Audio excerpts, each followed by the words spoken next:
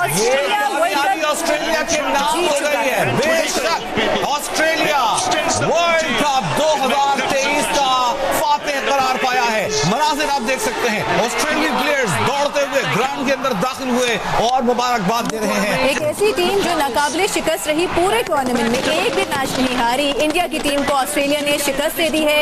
Australia world cup का title अपने नाम कर सकती है। 6ठी बार ये काम किया है, 6 बार। इससे पहले 5 बार ऑस्ट्रेलियाई टीम वर्ल्ड कप टाइटल जीत चुकी थी और आज ऑस्ट्रेलियाई टीम ने साबित किया कि 6ठी बार जीतकर वो इस वक्त वनडे क्रिकेट में एक बेहतरीन टीम है। 6 बार वर्ल्ड टाइटल जीतना आसान काम नहीं है। जो मेंटल स्ट्रेंथ ऑस्ट्रेलिया की है उस पर कोई दो राय नहीं है। पूरे वर्ल्ड कप में इंडिया जो कि पैर दर पैर मैच जीतते आ रही शिकस्त नहीं खाई थी, उसे अगर कोई टीम शिकस्त दे सकती थी तो वो भरपूर मेंटल स्ट्रेंथ रखने वाली ऑस्ट्रेलियन टीम